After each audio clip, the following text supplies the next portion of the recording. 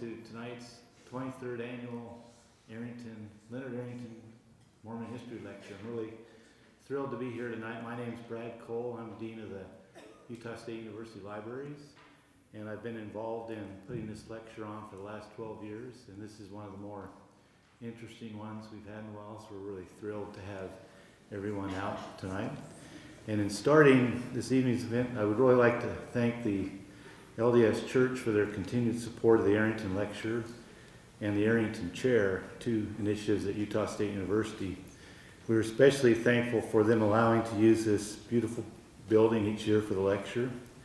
And I think this has become a truly great partnership between Utah State, the LDS Church, and the citizens of Logan and Cache Valley.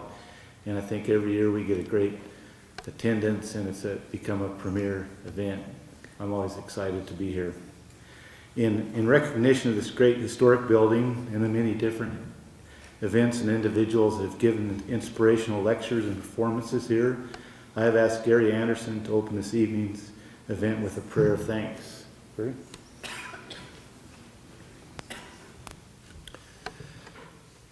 Our Heavenly Father, we are grateful this night to gather together as friends and devotees of history, and particularly Mormon history.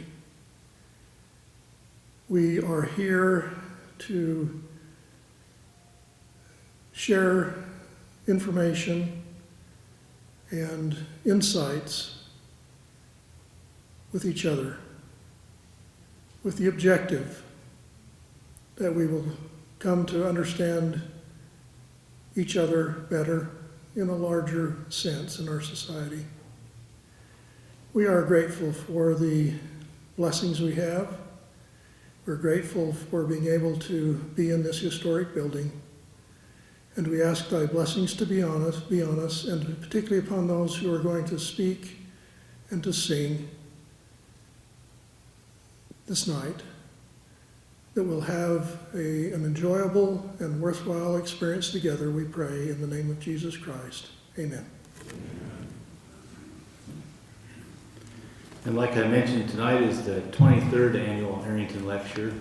And this past year, we've had some really exciting things happening at the university, and we've been actually working diligently to try to endow the Arrington Chair and the Arrington Lecture. We've had a lot of anonymous donors that have helped us out with that. And so this evening, we actually have a flyer for those that might be interested in contributing to the cause.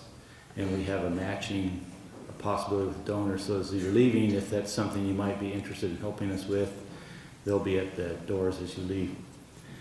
And I'd like to make a couple of acknowledgments before we get to the main event. As usual, I'm really pleased that Leonard's daughter, Susan Arrington Madsen, is here tonight with her husband, Dean. I think, Susan, you may have been to every lecture, so welcome, and we're pleased that you're here. And I'd like to also thank some of the people at the Merrill Kazir Library who have helped put this on, especially Trina Shelton, Mikkel Skinner, and Jennifer Duncan from the library. And they've been behind the scenes helping plan this thing for almost a year now. And I'd also like to acknowledge a couple of people in the audience. Elder Steve Snow is with us tonight, and we have a great relationship with the Historical Society, and we're always pleased to have him here, and he's also a great Aggie, so good week to be in Logan. And then for those students that are interested in the writing award contest, please remember to pick up an entry form for the competition before you leave, because you'll need that in order to enter. And so finally, tonight's topic on opera in Utah came about because, as many of you may be aware, the university has declared this year is the Year of the Arts at Utah State University. And when I heard that last fall, I contacted Craig Jessup, Dean of the Kane College of Arts, and asked him if he had some ideas on how we could make the Arrington Lecture part of this Year of the Arts. And then I mentioned that Leonard was very interested or loved Italian opera.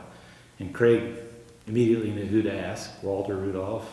And Craig, who his one complaint about the lectures over the years is that we haven't had music, so he suggested bringing in Stanford Olson to have a musical part of the event tonight. And so I think without any further ado, as they would say, I'll have Craig introduce his friend Walter. Thanks.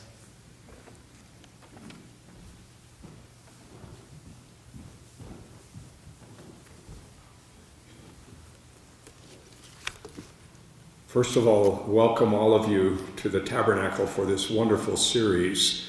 And I'm thrilled that Brad included us at the King College of the Arts to be a part of this celebration and was willing to focus on the arts for the Arrington lecture this year. And I can't think of a better duo than Walter Rudolph and Stan Olson to be here to share with us the topic of opera in Utah.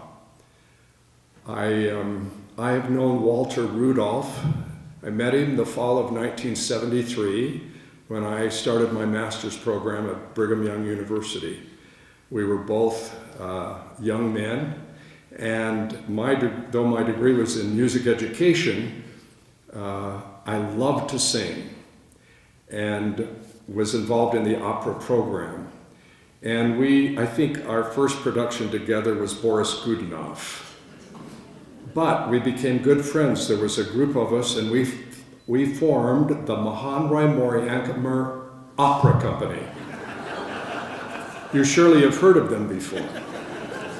There were 6 of us, and we decided we should take our opera company on tour, and we took it to California, driving in 2 cars.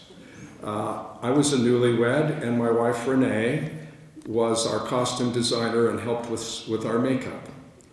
We gave 2 performances of Don Pasquale, and Wally and I decided we could probably count the total number of people who saw us in both performances, we could count on 2 hands. We had great aspirations, but I'm sad to say it was the only tour of our Mahanrai Moriankamer Opera Company. I have had such great admiration for Walter, but from this point on I'm going to call him Wally. And I just want to highlight some aspects of his career. Walter B. Rudolph is a retired broadcaster and musicologist. He was general manager of KBYU FM Classical 89 for most of 35 years.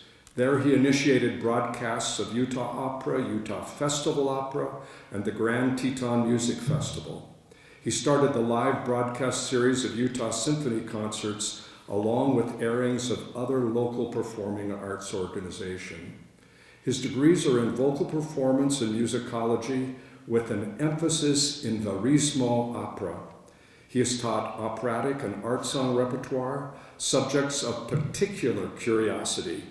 Music and opera history, opera workshop, and choral conducting were among his other teaching activities at the University of Minnesota, Morris, and Brigham Young University.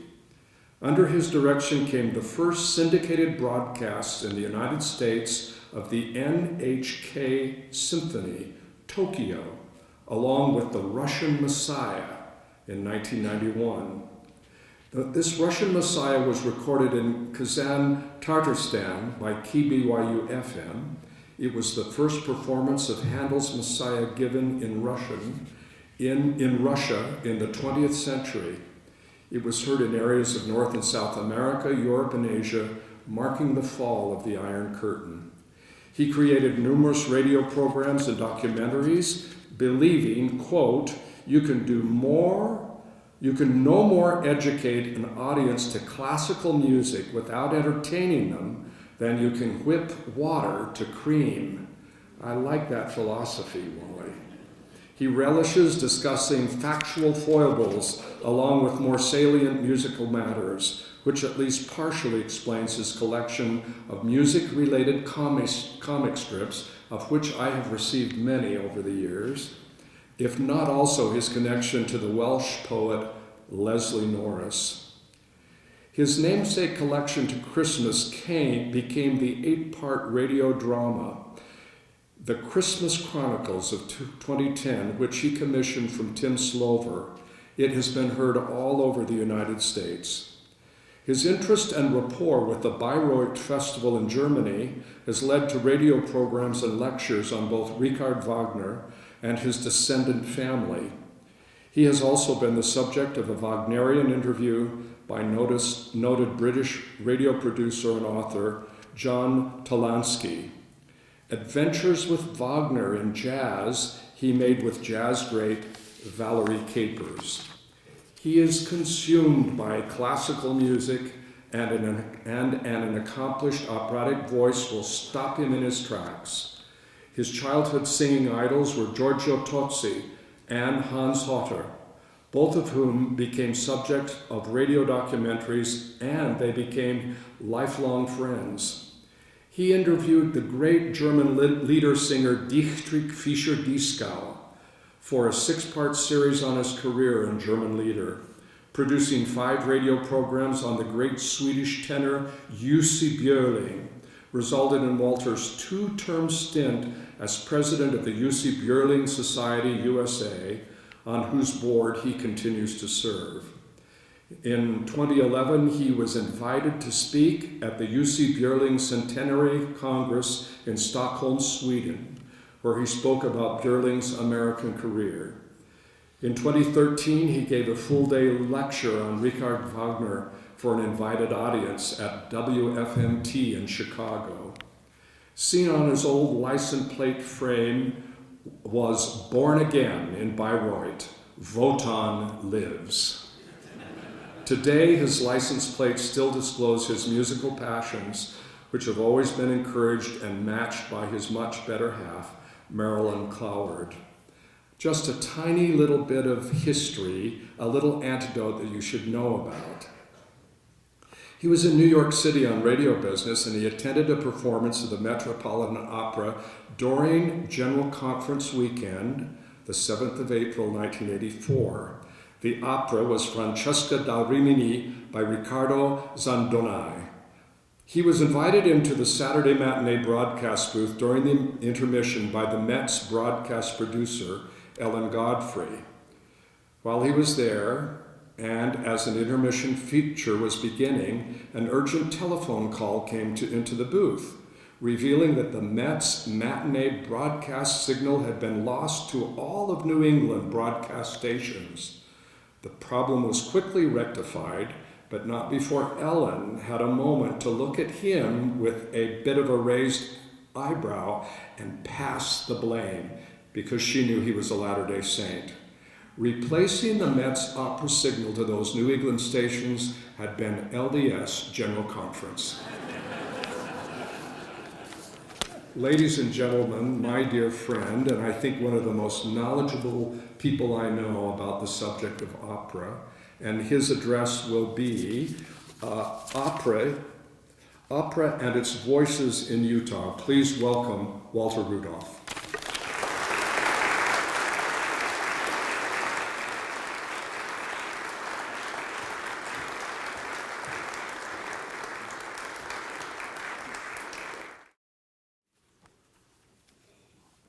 Well, I'm indebted to Craig for that overblown introduction.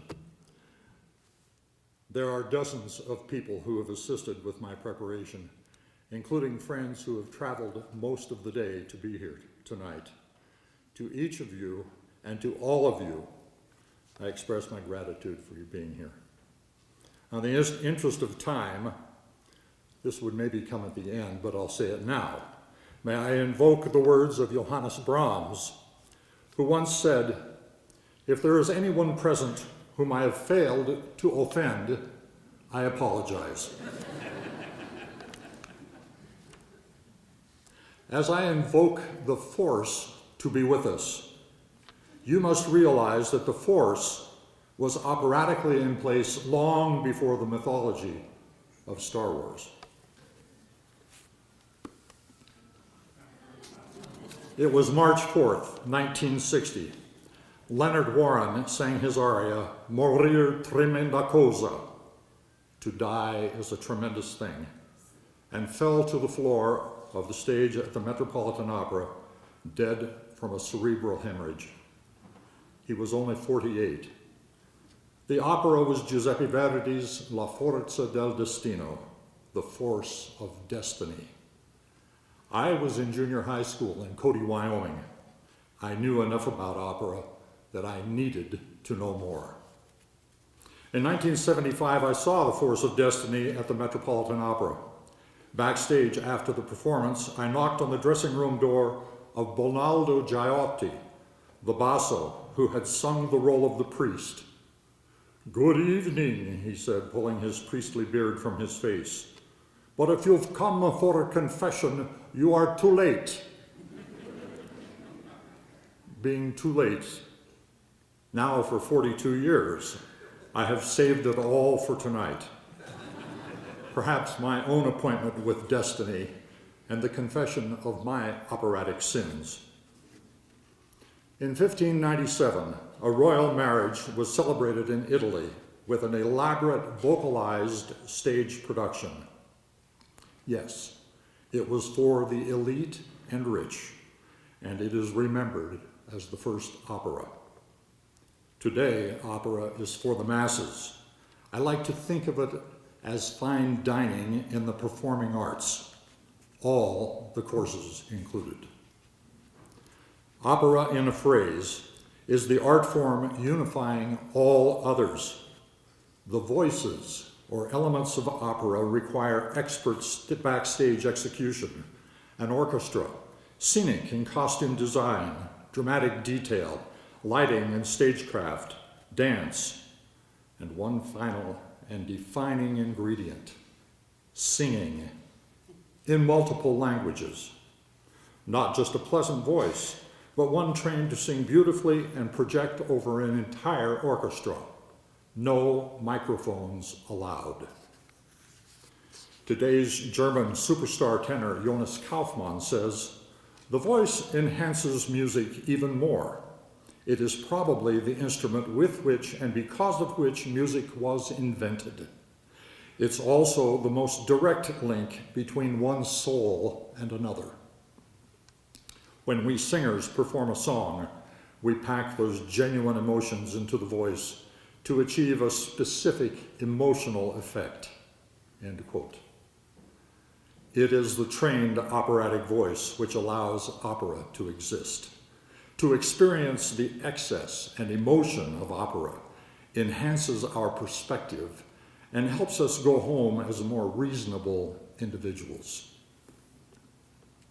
The Edward W. Tullidge History of Salt Lake City states, "Musical development is very much the index of civilization, and its variations of quality the signs of national character." End quote. Musically, Utah's pioneer immigrants had talents akin to some of the world's finest musicians. But isolated in Utah, they were unknown in the professional music world.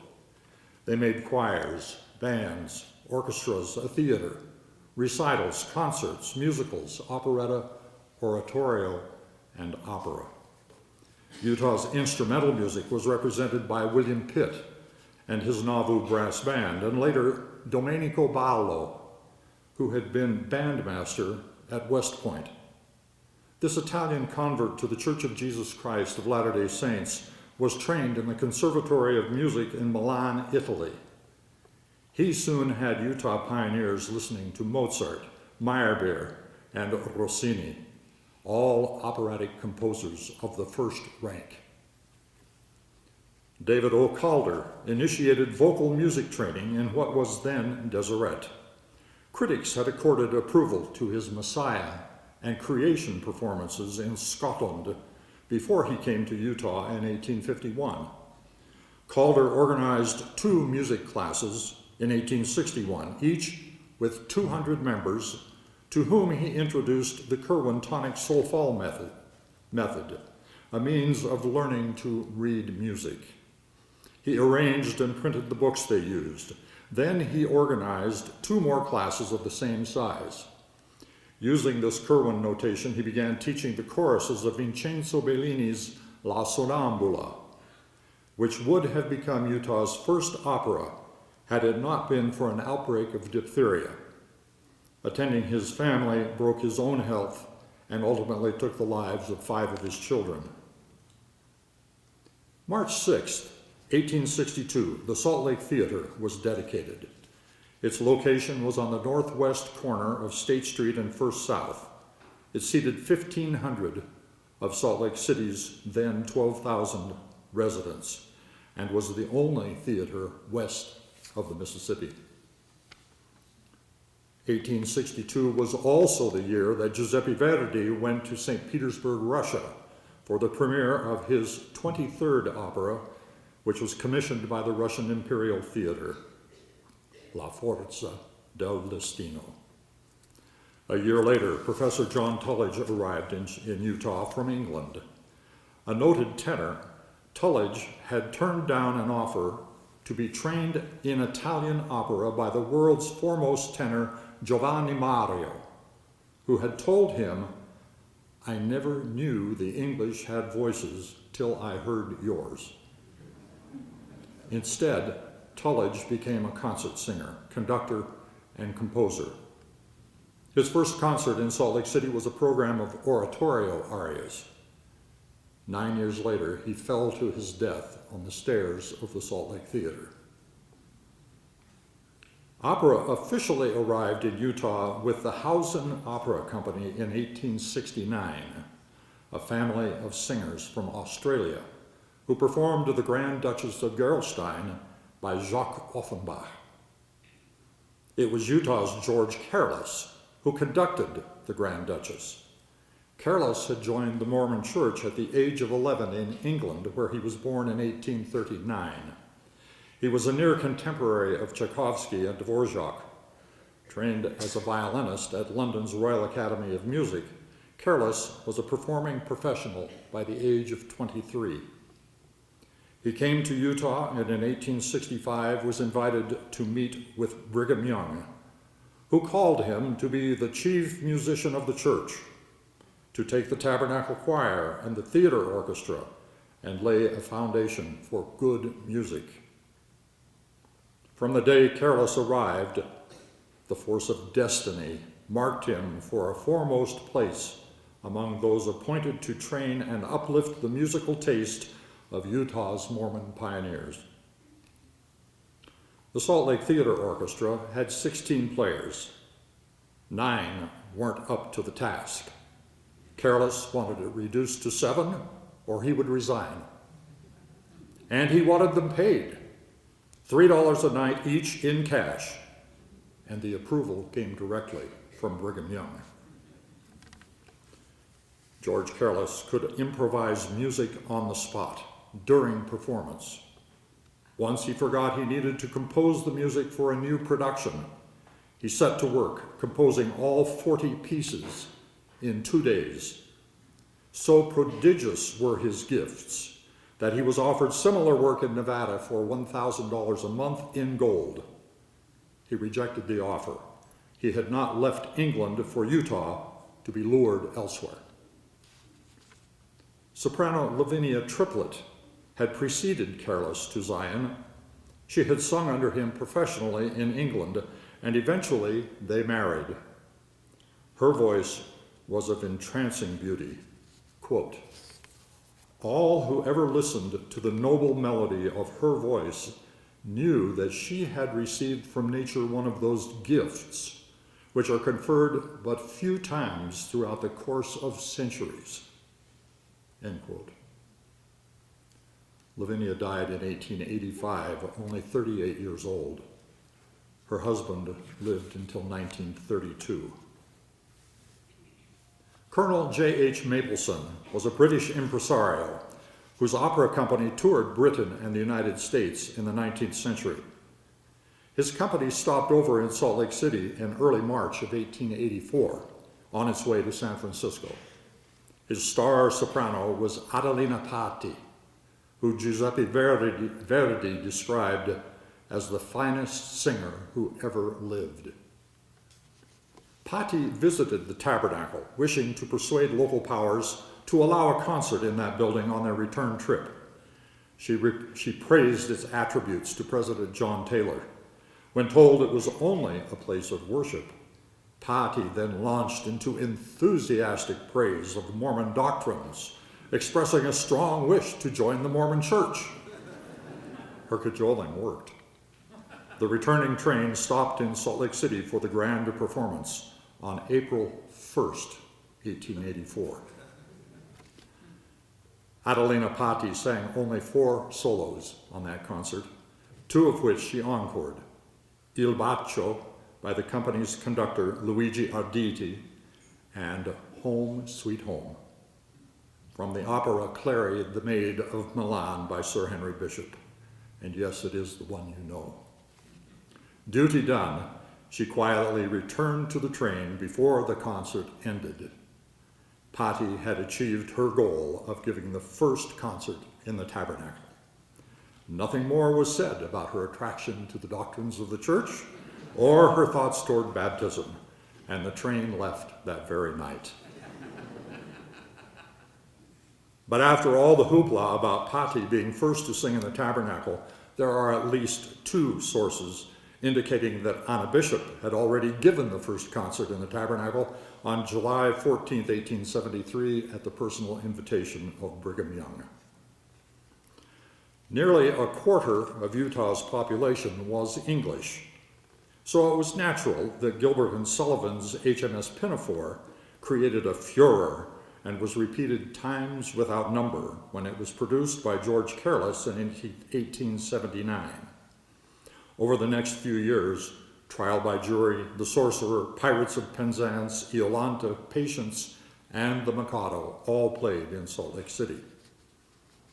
Copyright was an issue at the time.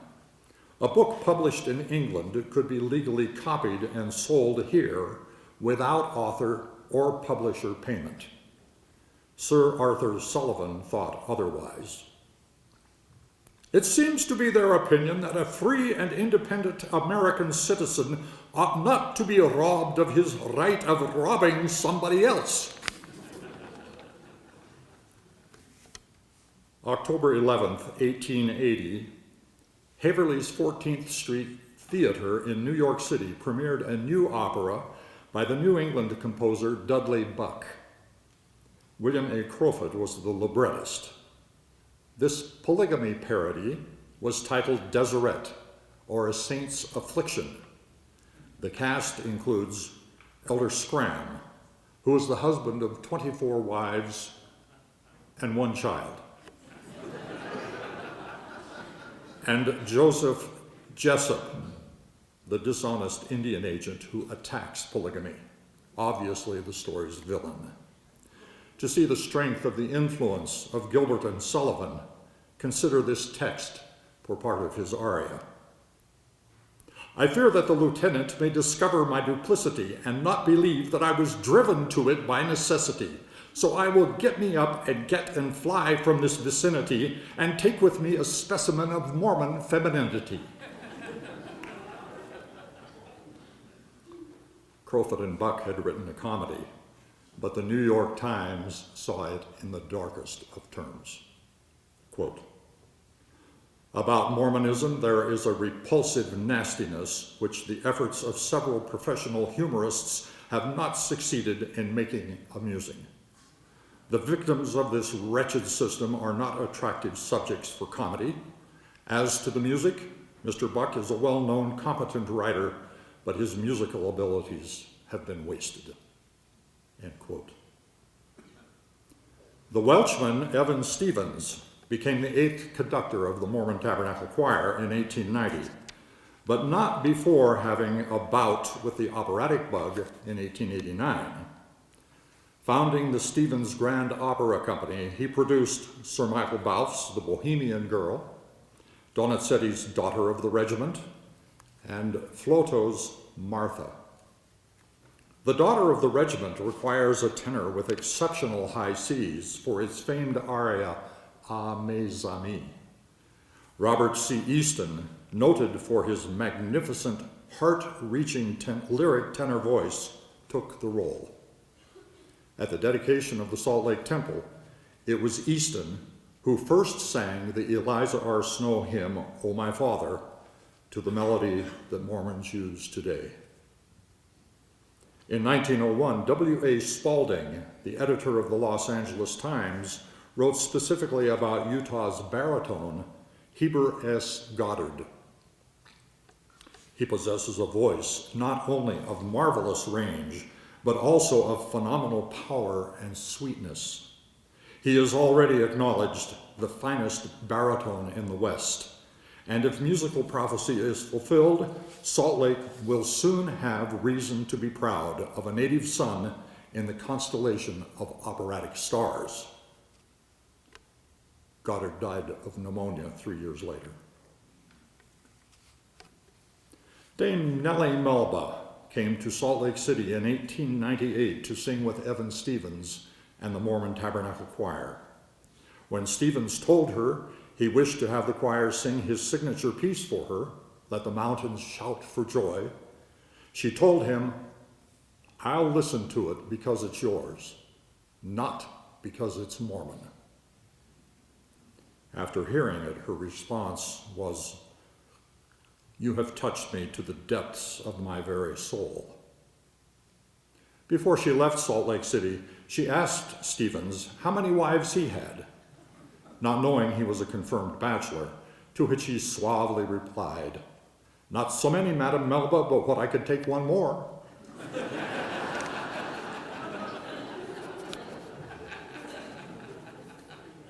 The Opera Workshop space at Brigham Young University is named for soprano Emma Lucy Gates, a granddaughter of Brigham Young. A 1902 review by the New York Times was not promising. Miss Lucy Gates has a serviceable voice. Her entire method, however, needs reconstruction. One seldom hears a singer with a more complete catalog of the vices of singing. With corrective studies in Berlin, she was hired as the cover for the great Frida Hempel. And Hempel gave the young soprano few opportunities to sing. Finally, Gates secured a performance in Kassel, Germany, and won a 5-year contract.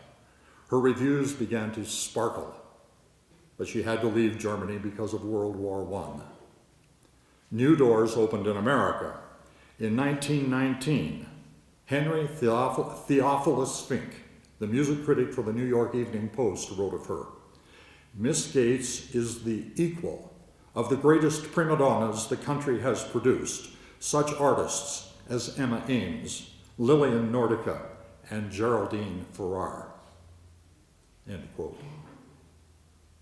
From 1915 to 1928, she and her brother B. Cecil Gates organized and toured the Lucy Gates Grand Opera Company. The repertoire included La Traviata, Faust, Romeo e Juliet, Rigoletto, Carmen, and Cavalleria Rusticana.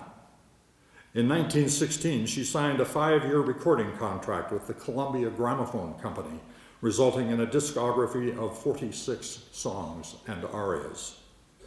Here's the last verse of the Doll Song from the Tales of Hoffmann by Jacques Offenbach.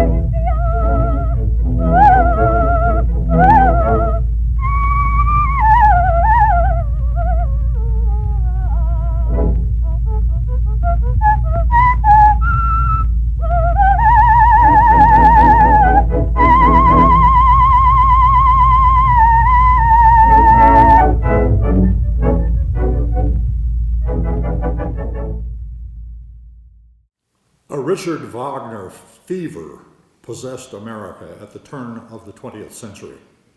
Wagner had forbidden any stagings of his 1882 Holy Grail opera, Parsifal, outside of the Wagner Theater in Bayreuth, Germany.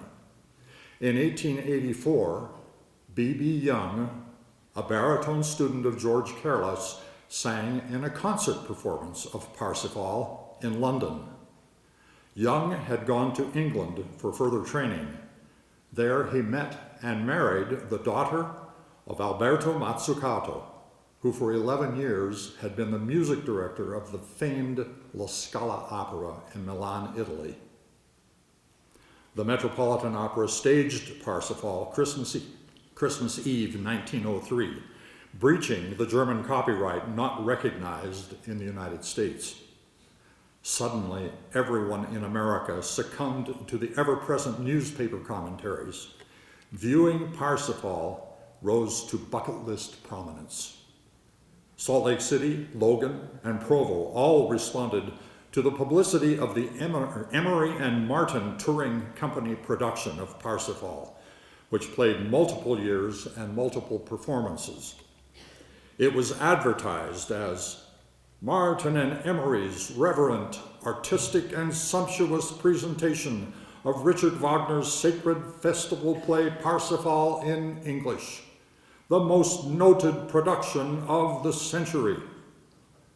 The publicity promised the grandest of all music compositions and all of the Bayreuth customs. But something musical seemed amiss with this Parsifal. Clarity appeared in the Deseret Evening News of November 7th, 1908. This Parsifal is the dramatized version of the Wagner opera. It left a deep impression. However, a few days later, Goodwin's Weekly differed.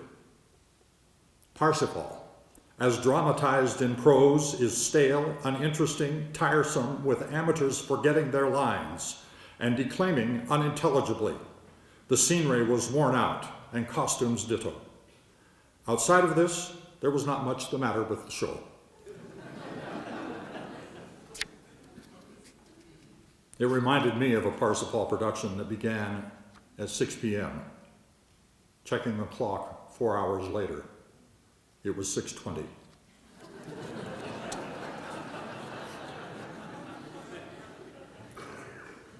Newspaper postings of the repertoire chosen by John J. McClellan for his regular Tabernacle organ recitals demonstrate the ongoing Wagner mania still present in Salt Lake City.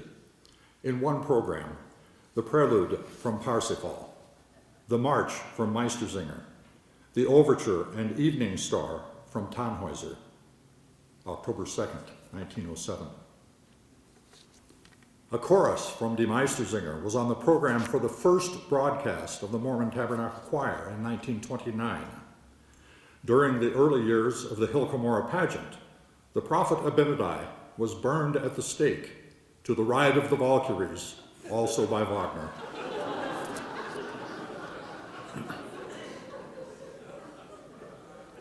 In 1882, the year Parsifal premiered, the Walker Opera House opened. It overwhelmed the older Salt Lake Theater. George Careless conducted the debut concert with local talent singing arias of Bellini and Meyerbeer. The orchestra played the overtures to Suppé's Peak Down and Rossini's William Tell. Imagine hearing the William Tell overture before there was a Lone Ranger. The Walker burned in 1891. 6 years later, the Salt Lake Opera Company formed with Lucy Gates, Robert Easton, and Heber Goddard on the roster. It closed in 1911. Radio broadcasts began in Salt Lake City in May 1922. 5 months later, the first non-professional radio broadcast of an opera in the United States was Puccini's La Bohème, heard over KDYL in Salt Lake City. Rosamunde Hart was Mimi, and her son, tenor Cedric Elliott Hart, sang the role of her lover, Rodolfo. The orchestra was all of 7 or 8 instruments, including a piano, and a narrator explained the flow of action during the 90-minute transmission. Professional grand opera for Utahns came mostly from touring companies in the early 20th century, the Boston Lyric, the Savage, and the San Carlo companies. Visiting solo artists also left their mark, as they still do today. Consider recitals by Johanna Gadsky, Lillian Nordica, and Lotta Lehmann, Kirsten Flagstad and Helen Troppel, plus Ernestina Schumann-Heink, Rosa Poncel, John McCormick, Lawrence Tibbett, John Charles Thomas, and Nelson Eddy. The dazzling Russian bass, Fyodor Shalyapin, was scheduled in the Barber of Seville on January 21st, 1927. Trouble began with the decision that there would be no scenery, only draperies. Then the entire production, including Shalyapin, was canceled over a rule forbidding costumed performances in the Tabernacle. Even the great Swedish tenor Jussi Björling sang in Provo in 1939, and then he appeared with the Ogden Tabernacle Choir in 1945. Björling's great-great-aunt had preceded him to Utah in 1866, a convert to Mormonism. Brigham Young University had its own unique impresario in Harold R. Clark, the Dean of Commerce. The legacy of visiting artists he brought is astonishing. And he would do it by finding touring artists heading west, and then contact the artist's management, promising both a stellar audience and acoustic in the Provo Tabernacle.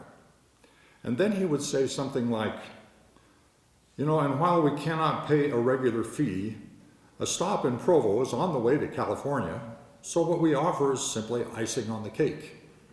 And he or she can stay in my home, and my wife will provide home-cooked meals and her homemade Mormon pickles. Ezio Pinza was one who tasted those pickles. This Matinee Idols recital was in the Joseph Smith Auditorium, where he became the target of a bat determined to find the source of the sonorities rising from Pinza's throat. Or maybe it was the pickles. Among the singers on Harold R. Clark's list were Paul Robeson, Tito Schipa, Eleanor Stieber, Raymond Vinay, Pierre Bernard, who came with Francis Poulenc, George London, Leopold Simoneau, Vittoria de Los Angeles, Eileen Farrell, Jan Pierce, Leontine Price, and even Anna Russell. William F. Hansen was a professor of music at BYU. His 5-act opera, The Sundance, had a simple romantic plot built around the traditional Sundance of the Sioux. It premiered in Vernal on February 20th, 1913, with a success requiring 22 more performances given between Payson and Salt Lake City, each with a minimum of 10 encores. Hansen had grown up with a desire to preserve the music and traditions of the Native American youths. Gertrude Simmons Bonin was his librettist, a Sioux woman who became a noted author. Their collaboration brought together authentic customs and melodies expressed in Hansen's Germanic European musical style, and its success took it to Broadway, where, quote, on April 27, 1938, heavy curtains opened to reveal the New York Light Opera Guild's annual American opera, The Sundance. The sophisticated audience straightened, sniffed, and whispered to their neighbors as a sharp, clean scent drifted out among them. It was pungent, invigorating, crisp as mountain air. The aroma evoked a land of simple savages and a time that seemed as far removed from Broadway as Shangri-La, end quote. Members of the LDS Church may remember Hansen's song for children, I Have Two Little Hands. J. Reuben Clark Jr. was ambassador to Mexico from 1930 to 1933.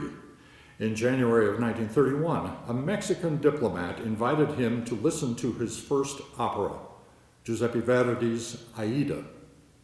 The 60-year-old Clark immediately wrote to his daughter in Washington, D.C., asking her to go to a record store and listen to all of Aida. Then she was to listen and buy La Boheme, Rigoletto, and Tosca if they equaled Aida. As a member of the first presidency of the LDS Church, he revealed little interest in music. He told local bishops he disliked the music of Bach. In contrast, he would invite LDS apostles, Harold B. Lee, Henry D. Moyle, and Marion G. Romney to his home for dinner, and then listen to full-length recordings of Donizetti's Lucia di Lammermoor or Verdi's Nabucco. The postlude at his funeral in the Tabernacle was Siegfried's funeral march from Die Götterdämmerung of Wagner, played by Alexander Schreiner on the organ. In January of 1961, Leonard Castle's opera, also titled Deseret, was televised by NBC Opera Theater. The libretto was by Anne Howard Bailey. The New York Times called the story of a Mormon girl who is the prospective 25th wife of Brigham Young, quote, the most expert and convincing opera yet produced by American authors, end quote. This time, there was no judgment on polygamy, simply Anne Louise's predicament. Come, Come Ye Saints becomes her melody in a theme and variations aria. And you listen now to variations 5 and 6.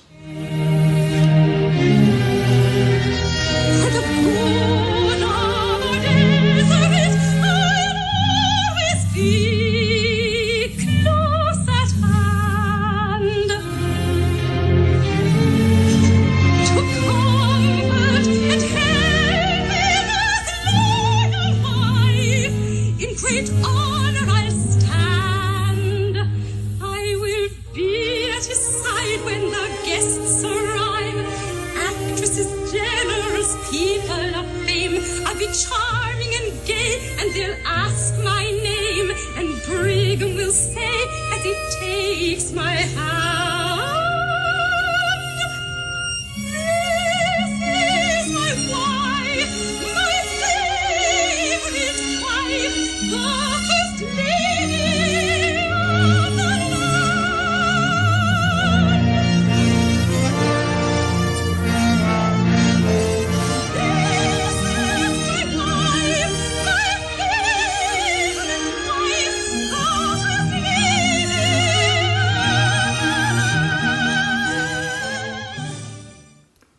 Brigham Young understands Anne Louise's decision to leave Deseret with her non-member beau and makes this prophecy: Deseret too will go out into the great world.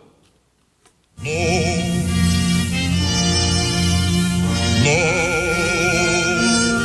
this is God's plan.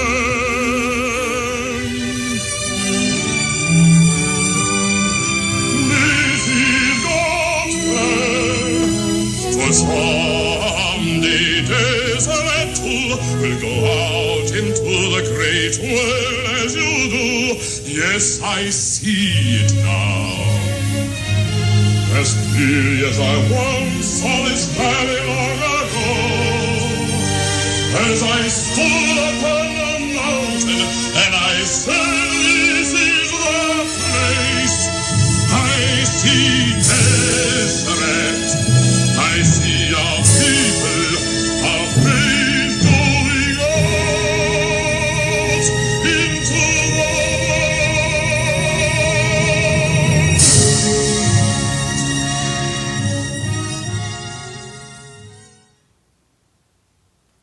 The first performance of Handel's Messiah between Chicago and San Francisco was given in 1875 by George Carlos with an ensemble of both Mormons and Gentiles. It was an occasion of enormous musical impact and critic Edward Tulledge wrote, "This Messiah is one of the capital events in the musical history of America." Annual performances of Handel's Messiah began in 1915 with the Oratorio Society of Utah, formed by Squire Coop, the first chair of the music department at the University of Utah, and they continue this day. Soloists for these Messiah performances included local singers, but often outside guests. One was baritone Richard Bonelli, who sang at the Metropolitan Opera from 1932 to 1945. Bonelli had a backstory connecting him to Utah. In younger years, he had known a Spanish Fork Utahn by the name of Ab Jenkins, who became mayor of Salt Lake City from 1940 to 1944. The two loved cars and became fast friends before Bonelli's star turn in the opera world. Ab Jenkins set numerous speed records racing his Mormon Meteor. His accompaniment was Richard Bonelli, who would open up his operatic pipes and instigate a songfest with the crowd joining him in song. Opera comes in many guises, but few could duplicate this one on Utah's Bonneville Salt Flats.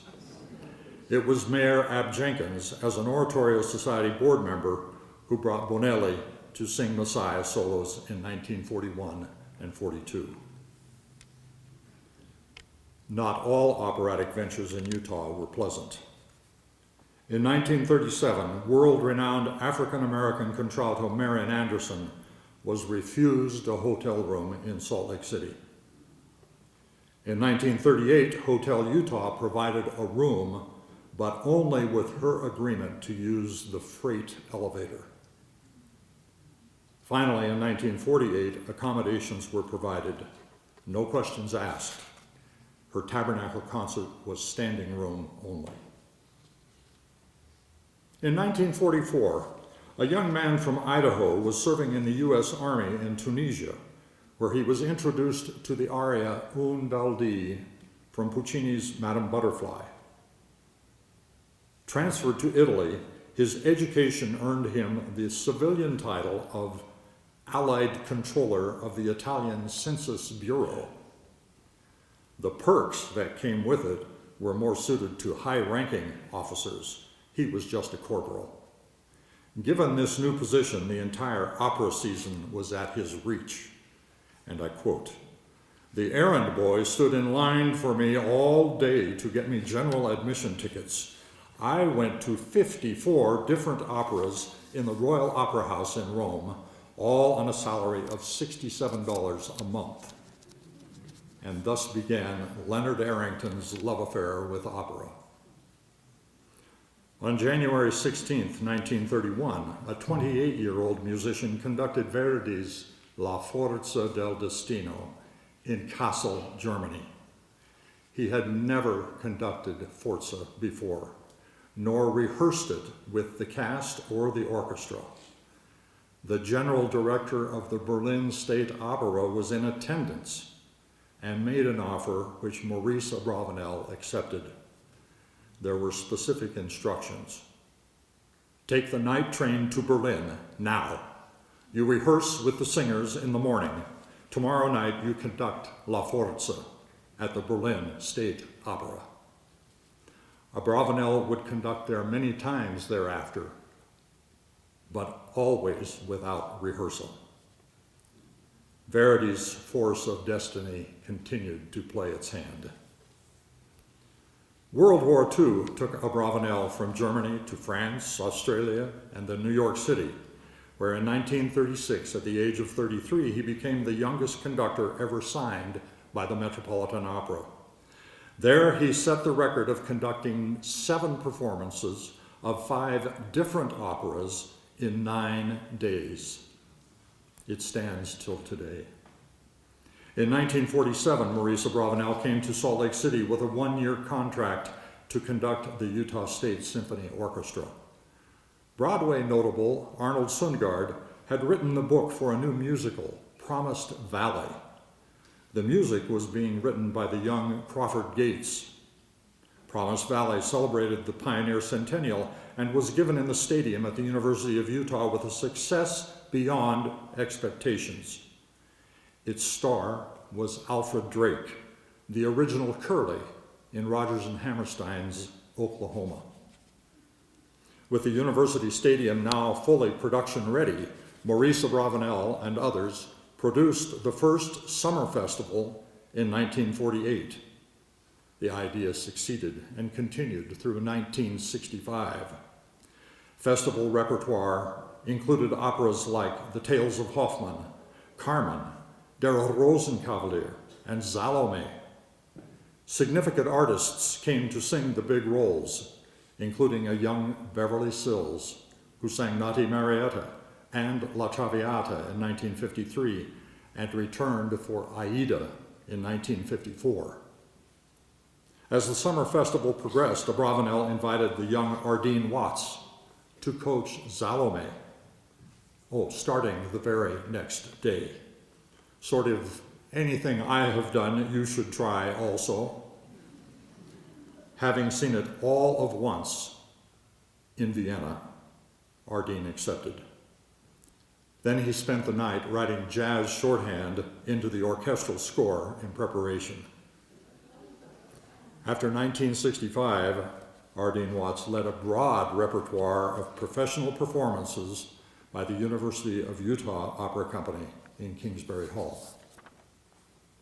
In 1968, Watts commissioned James Prigmore to write The Rise of the Gods or the Downfall of Wagner. Fond memories remain for those who experienced the use of Wagner-like motives borrowed from popular television shows and commercials of the time, and cleverly adapted into this Wagnerian spoof performed with members of the Utah Symphony. Besides Ardeen Watts, Abravanel influenced a number of Utah musicians. Ariel Bybee was a soprano from BYU. Maurice Abravanel conducted her as Violetta in La Traviata in Salt Lake City, and he had her perform and record with Utah Symphony.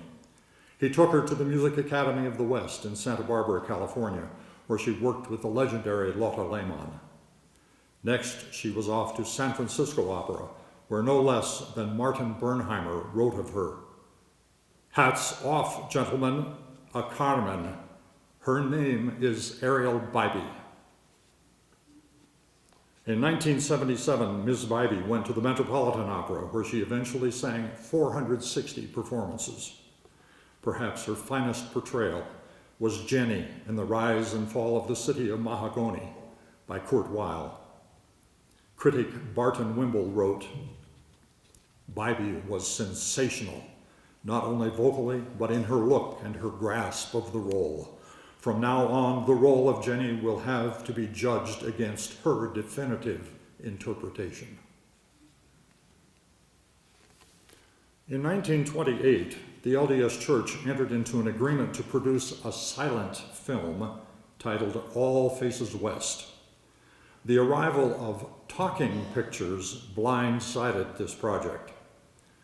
Roland Parry from Weber College was hired to compose music in an unsuccessful effort to salvage the film. Later, the city of Ogden wanted a musical project, and All Faces West became a new pioneer musical which premiered in 1951 and ran for 17 summers, including a tour to New Zealand. Roland Parry wrote the music, and the text was by his wife, Helen Talmadge Parry. Remembering Alfred Drake in Promised Valley, Ogden went after Maria Lanza to play Brigham Young. Lanza wasn't available. And the role went to the Ukrainian-American baritone Igor Goran. Ogden had a hit. In 1956, BYU recognized Igor Goran with an honorary Doctor of Public Service in music. Goran sang All Faces West excerpts on his tours. An entire Bell Telephone Hour was devoted to it. Its producer, Wallace McGill, said of the prayer, "It has a certain spiritual quality which I find difficult to describe. Here's Igor Goran. Oh God, we bow our heads before Thee. We ask Thy mercy.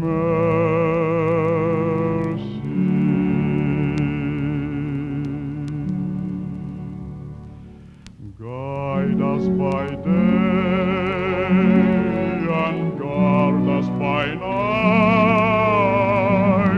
Show us the way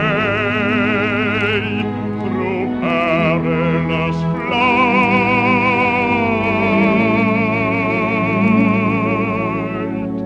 until our eyes behold the place.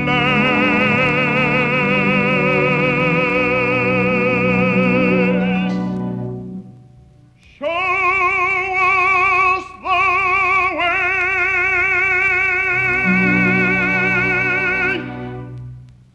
Show us the way.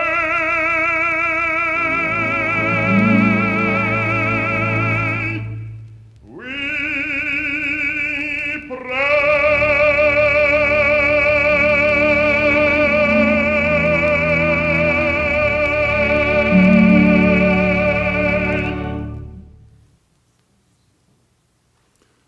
In June of 1947, some 13 years before the force of destiny would catch up with Leonard Warren at the Metropolitan Opera, he appeared with the Tabernacle Choir in celebration of the centennial arrival of the Mormon pioneers. Lowell Durham wrote, "Warren took his audience by surprise and storm, the greatest baritone voice ever to be heard locally." Joanne Otley was Utah's treasured soprano in the latter 20th century. In Utah, her operas included La Bohème, Rigoletto, Die Fledermaus, La Traviata, and Lucia di Lammermoor. Her 11th hour substitution with Utah Symphony for the ailing Roberta Peters is fabled. She had a voice of exquisite beauty, delivered with equal musicality. From her student days, she recalled a late-night phone call from the Utah Symphony about their indisposed soprano. Could she immediately come to the Tabernacle to sing the high C's in the recording session for the Mahler 8th Symphony? She rescued that recording session, and several weeks later, received in the mail a check for $25, payment for those high C's. Glade Peterson had been a part of Abravanel's Summer Festival operas before spending 12 years as principal tenor in Zurich, Switzerland. He sang in many of the major houses of the world, including Paris, Milan, Hamburg, Vienna, the Salzburg Festival, Houston Grand Opera, San Francisco Opera, and the Metropolitan. In the mid-1970s, Glade Peterson returned home and set about establishing Utah Opera, allowing for what the late Ardeen Watts termed a friendly takeover of his University of Utah Opera Company. The challenges were enormous. Always a horseman, Glade did his fundraising on horseback. Danes Music donated the initial office space, then the Capitol Theater became home for the new company, which opened in 1978 with Puccini's La Bohème. This season, we celebrate Utah Opera's 40th anniversary, and next month, La Bohème. Logan's Utah Festival Opera and Music Theater exists because of the vision of Michael Ballum, another successful Utah operatic tenor. Summerhays is one of the noted musical families in Utah, and Ballum therein resides. Restoring first what is now the Ellen Eccles Theater, he followed it with the Dansant Building, and then remodeled the Utah Theater. And the 5-week season in July and August provides one of America's unique festival settings. Celebrating 25 years in 2017, the very first tickets sold when it opened in 1993, were purchased by Leonard Arrington. Later, Michael Ballum and Joanne Otley would both sing at his funeral. Among those Utahns who have written operas, let me mention just two more. Marie Nelson Bennett, whose recent Orpheus Lex shows Orpheus and Eurydice living in a cabin in Idaho. The key for Orpheus is to not remember Eurydice by not looking back in time. The use of popular songs, plus the Idaho setting for the Greek myth, provides an operatic experience of novel originality. The libretto is by another Utahn, David Cranes. Murray Boren, retired composer in residence at BYU, has several operas to his credit. These include Emma, the story of Emma Smith following the martyrdom of her husband. The libretto was written by Eric Samuelson. The Book of Gold details the challenges Joseph Smith felt during the translation of the Book of Mormon. Glenn Nelson wrote that text. Boren uses a compelling musical language that is thoroughly matched to the historical action of the librettos, and that the topics are LDS in no way diminishes the strength of his operatic expressions. Now, naming significant Utah singers active today is a bit like Lenski challenging Eugene Onegin to a duel. You'd be astonished at any list, and it would always have glaring omissions. I don't relish a duel, and I provide no list. Not even USU alum Tamara Mumford. Major singers with Utah connections are appearing in major opera houses throughout the world. They honor Utah, and we're proud of their achievements.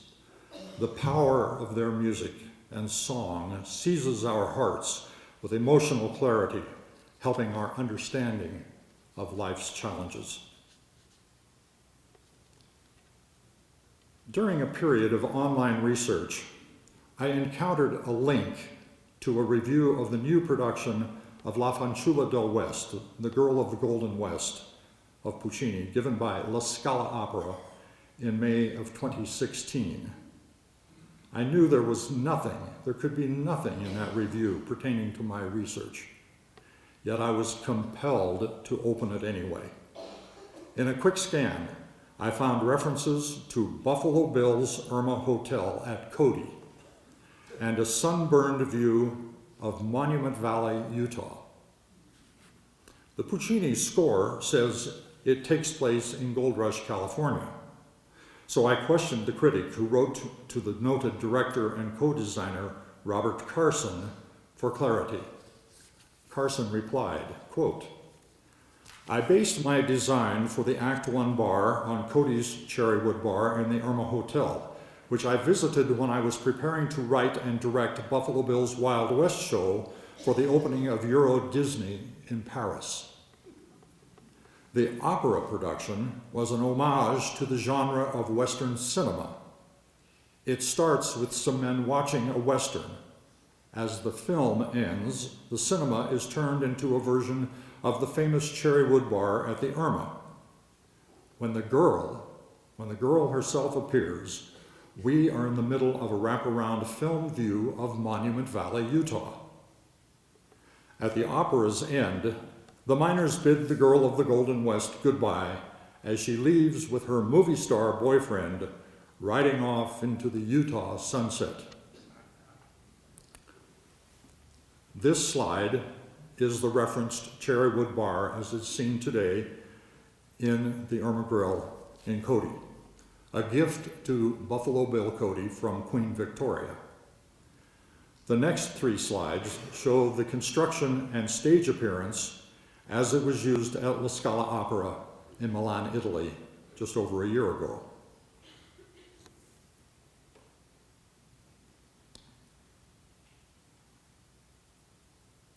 Robert Carson's cinematic idea with this production of La Fanciulla del West identifies one final operatic voice in Utah, the state itself. Oh, there's so much I've left out. And now I have to ask myself if I've made a mistake. Was it really Puccini's Fanciulla del West? Or was it Mozart's Don Giovanni?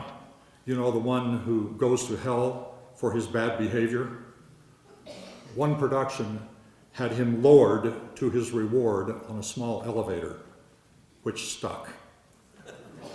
On a second attempt, Giovanni was halfway to hell when it stuck again, prompting the voice from the balcony, "Great Scott, hell is full."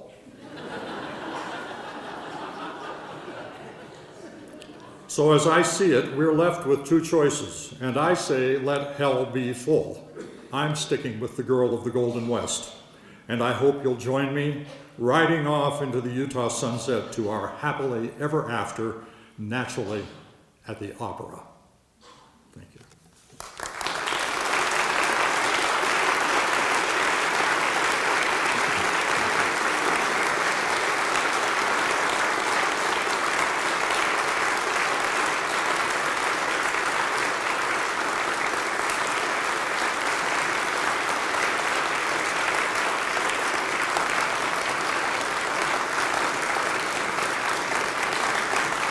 Thank you. Thank you. The real treat of the evening starts now. Stanford, where are you hiding? There you are. Let me introduce Stanford Olson, who is a professor of music and chair of the Department of Voice in the School of Music at the University of Michigan, one of America's most recognized music institutions. He sang 160 performances at the Metropolitan, but his debut there is storied and worth repeated hearings. He was 26 at the time and was asked to replace an ailing colleague for the last act of I Puritani with Joan Sutherland. This act is both exposed and treacherous for the tenor, and it doesn't stop at high C. Ms. Sutherland, remembered as La Stupenda, took a curtain call with Stanford, then pushed him forward and left him alone to garner all the applause so richly earned.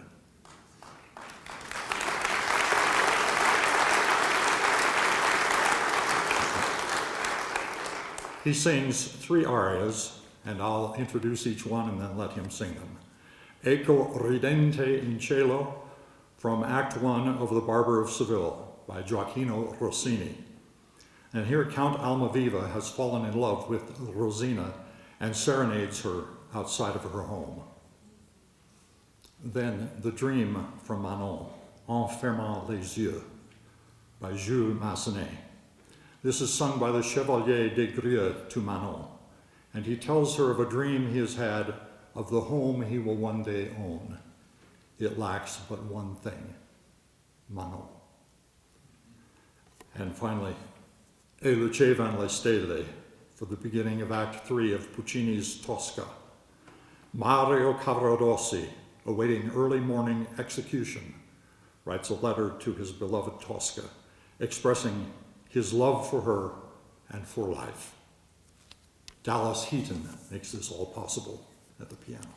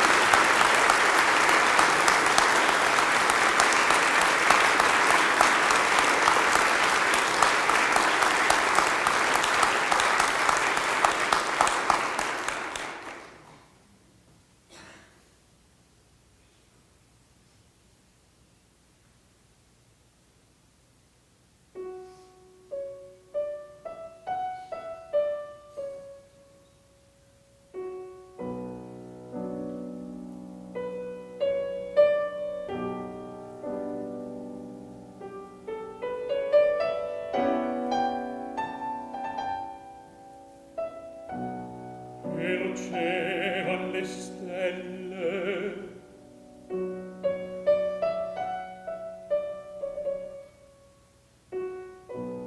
E noleggiava la terra, strile all'uscio dell'orto, e un passo sfiorava l'arena, entra bella fragrante